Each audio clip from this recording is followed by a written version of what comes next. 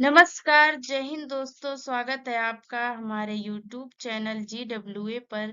तो दोस्तों, आशा करते हैं कि आप एकदम मस्त होंगे, स्वस्थ होंगे, एकदम जबरदस्त होंगे। तो चलते हैं, आज की क्लास की शुरुआत करेंगे। स्टैटिक जीके की आज हमारी हो जाएगी 10वीं क्लास। और लगभग हम बहुत ज्यादा क्वेश्चन की प्रैक्टिस कर चुके हैं। और आप अब से, ठीक है, अब से आप प्रत्येक क्लास की, मतलब अब से जितनी क्लासेस हुई हैं, प्रैक्टिस करेंगे, ठीक है, अच्छे तरीके से। तब आपका एकदम मजबूत होते चला जाएगा। और चलते हैं, क्लास की शुरुआत करेंगे। जय माँ सरस्वती सदा सहाय। पहला क्वेश्चन अब हमारा आएगा कि आगा खां कब किस खेल से संबंधित है। आगा खां कप किस खेल से संबंधित है। देखिए, क्रिकेट से, टेनिस से, फुटबॉल से या हॉकी से। तो आगा खां जो कप मिलता है खिलाड़ियों को, वो कौन से खिलाड़ी हैं जिन्हें मिलता है। तो देखिए, ऑप्शन ए है क्रिकेट, बी है टेनिस, सी है फुटबॉल और डी है हॉकी। तो ये जो आगा खां कप है, ये जो है ऑप्शन डी हॉकी, हॉकी के खिलाड़ियों से संबंधित है। ठीक है, चलिए अगला क्वेश्चन हो जाएगा कि सुल्तान जौहर कप, सुल्तान जौहर कप किसके साथ जुड़ा हुआ है। मतलब वही बात है कि ये सुल्तान जौहर कप किस किस खेल से जुड़ा हुआ है, हॉकी से, फुटबॉल से, क्रिकेट से या गोल्फ से। तो हम आपको बताना चाहेंगे कि ये जो है, ये भी एकदम एकदम ऑप्शन ए हॉकी से जुड़ा हुआ है। ठीक है दोस्तों, चलते हैं आगे। अगले क्वेश्चन पे हम चलेंगे कि अंतरराष्ट्रीय टेबल टेनिस महासंघ का मुख्यालय निम्नलिखित में से किस देश में है। फिर से क्वेश्चन को हम पढ़ेंगे जब, कि अंतरराष्ट्रीय टेबल टेनिस महासंघ, अंतरराष्ट्रीय टेबल टेनिस महासंघ का मुख्यालय किस देश में है। जापान, इंग्लैंड, थाईलैंड या फिर स्विट्जरलैंड। तो हम आपको बताएंगे कि ये टेबल टेनिस का महासंघ का मुख्यालय बिल्कुल ऑप्शन डी हमारा स्विट्जरलैंड में स्थित है। अब चलेंगे अगले क्वेश्चन पे कि अंतरराष्ट्रीय ओलंपिक समिति का मुख्यालय कहाँ स्थित है। अंतरराष्ट्रीय ओलंपिक समिति का मुख्यालय वियना में, लुसाने में, मैड्रिड में या जेनेवा में। तो ओलंपिक समिति का मुख्यालय ऑप्शन बी लुसाने में, कहाँ पे, लुसाने में स्थित है। ठीक है, अब चलेंगे हम अगले क्वेश्चन पे। हमारा क्वेश्चन हो जाएगा कि डूरंड कप किस खेल से संबंधित है। डूरंड कप किस खेल से संबंधित है। ऑप्शन ए हो जाएगा हॉकी, बी हो जाएगा टेनिस, सी हो जाएगा फुटबॉल और डी क्रिकेट। क्रिकेट, ठीक है, ये क्रिकेट रहेगा। देखिए, ये लगता है लिखा नहीं पाया, उसके लिए चाहेंगे आपसे माफी। ठीक है, क्रिकेट। तो अब हम आपको बताएंगे कि जो ये डूरंड कप है, ये फुटबॉल से, किससे, फुटबॉल से संबंधित है। ठीक है दोस्तों, चलेंगे हम अब अगले क्वेश्चन की तरफ। ओलंपिक गेम्स 2024 कहाँ पर आयोजित होने वाला है।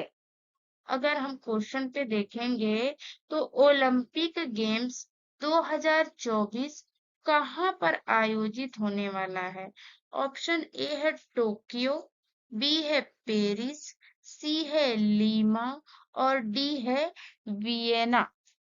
तो हम आपको बताएं, अंतरराष्ट्रीय ओलंपिक गेम्स जो है, ओलंपिक गेम 2024 जो है पेरिस में, कहाँ, पेरिस में आयोजित होने वाला है।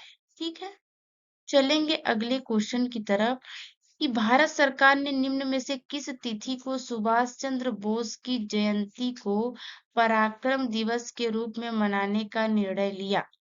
ये कह रहा है कि भारत सरकार ने किस तारीख को जो है सुभाष चंद्र बोस की जयंती को, मतलब कि सुबह, पहले तो ये क्वेश्चन एक बन रहा है कि सुभाष चंद्र बोस की जयंती कब रहेगी, और उसी दिन भारत सरकार ने पराक्रम दिवस के रूप में उनकी जयंती को मनाने का निर्णय लिया।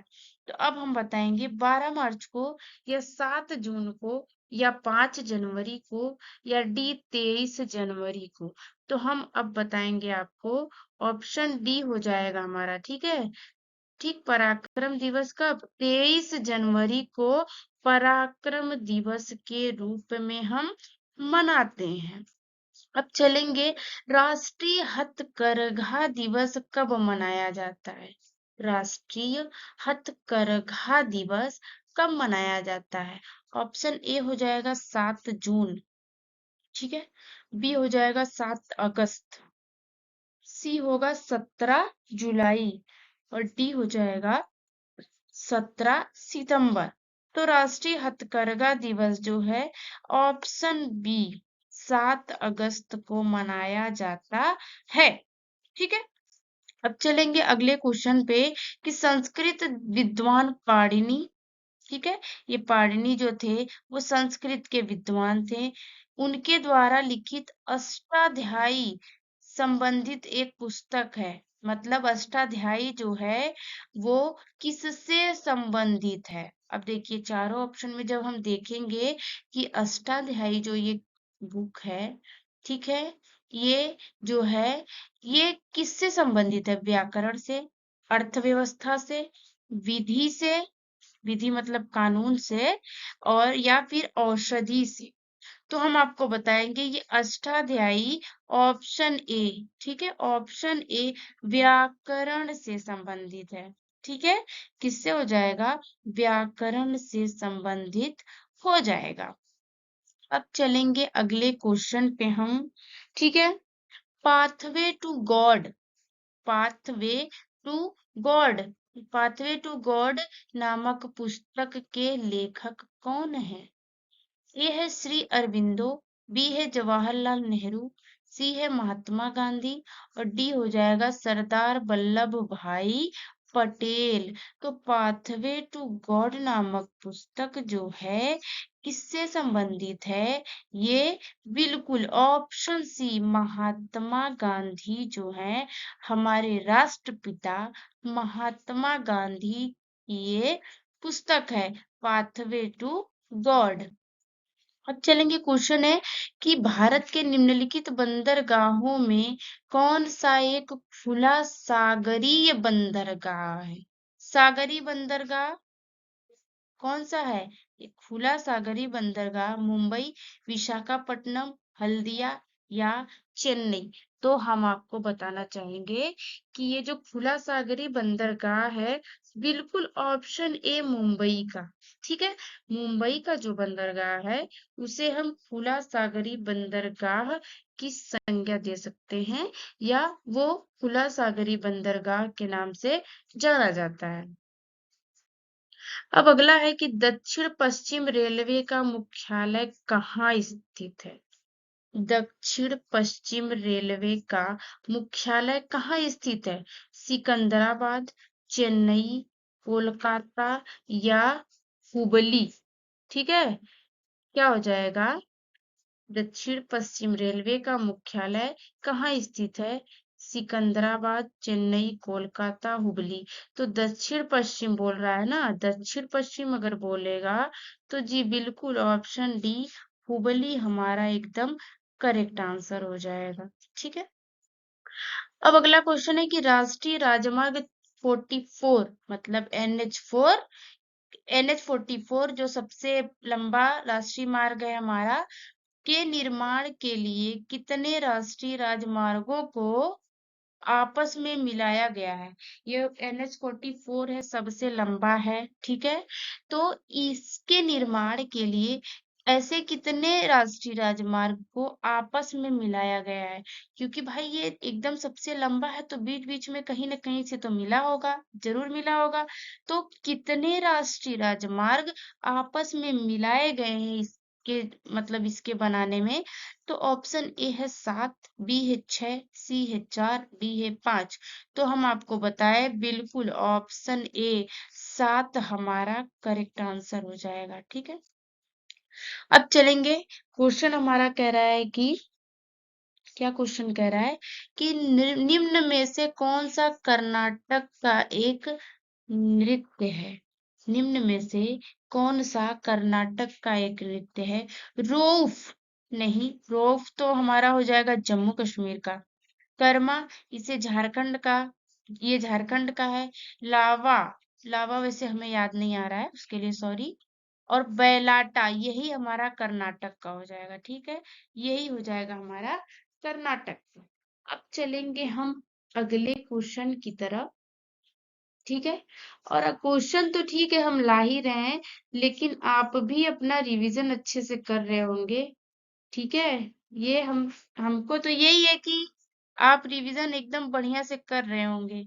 ठीक है, और करिएगा भी, क्योंकि स्टैटिक जीके बहुत इंपॉर्टेंट हो गया है अब हर एक एग्जाम में। मैं बार बार यही चीज बोल रही हूँ कि स्टैटिक जीके बहुत जरूरी हो गया है।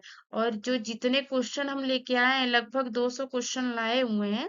मतलब ठीक है 20-20 क्वेश्चन का ही हम लेके आए हैं, लेकिन 200 क्वेश्चन अब तक आया है।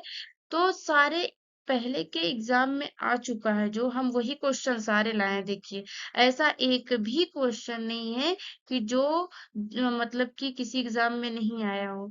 लेकिन हाँ, एसएससी में जो आए हुए हैं हम वही लेके आए हैं। आपको ये बता दें कि ज्यादातर एसएससी में जो आया हुआ है, ज्यादातर हम वही क्वेश्चन उठाए हैं। अब एसएससी में आए चाहे किसी में आए, एग्जाम में तो आया है। और सारे एक एक क्वेश्चन सब किसी न किसी एग्जाम से हम छाट छाट के लेके आए हैं कि किसी एग्जाम में वो आया हुआ है और वो दोबारा आ सकता है। ठीक है, इसीलिए हम सब वही लेके आए हैं क्वेश्चन। तो आपको हर एक क्वेश्चन को बहुत ही ज्यादा तवज्जो देना पड़ेगा, क्योंकि सारे क्वेश्चन कौन से हैं, पहले के आए हुए हैं। ठीक है, मुगल सम्राट अकबर किस वाद्य यंत्र को बड़ी कुशलता से बजाता था। ये जो मुगल सम्राट अकबर था, तो वो जो है किस वाद्य यंत्र को बड़ी कुशलता से बजाता था। सितार, नक्कारा, या फिर वीणा, या फिर पखावज। तो हम आपको बता दें कि जो ये अकबर था ना, वो नक्कारा बजाता था। ठीक है, क्या बजाता था, ये नक्कारा बजाता था बहुत बेहतरीन तरीके से। ठीक है, नक्कारा का वो एकदम दीवाना था, उसे बहुत बढ़िया तरीके से बजाता था।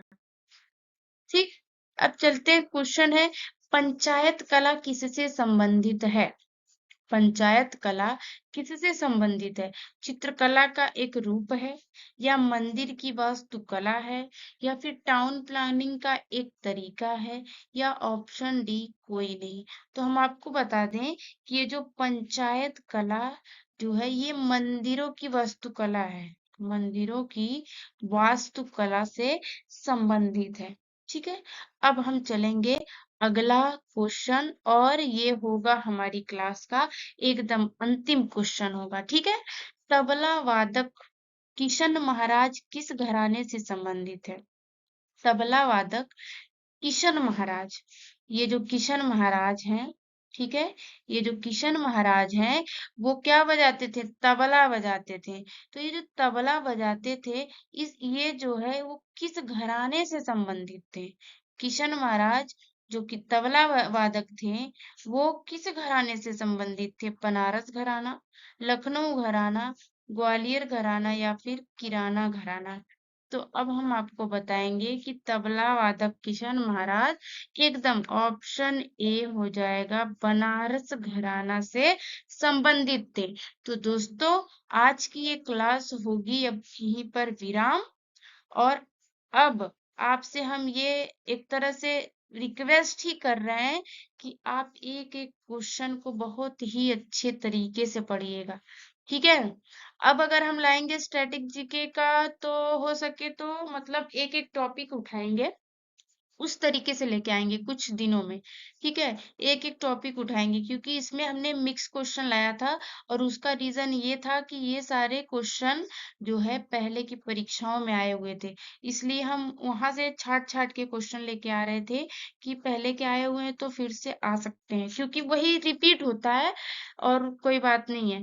तो जो है कि इसलिए ये थोड़ा-सा मिक्स क्वेश्चन था कि मतलब अलग-अलग टॉपिक से उठा के एकदम ला रहे थे हम, ठीक है? लेकिन अब अगर हम लेके आएँगे तो टॉपिक वाइज़ एक टॉपिक उठाया तो उसी से रिलेटेड क्वेश्चन्स रहेंगे, ठीक है? लेकिन अभी थोड़ा-सा कुछ समय लगेगा, लेकिन इसके पहले जो है हम आपको बताएँगे कि आप बहुत अच्छी तरीके से इसे पढ़िएगा, ठीक है?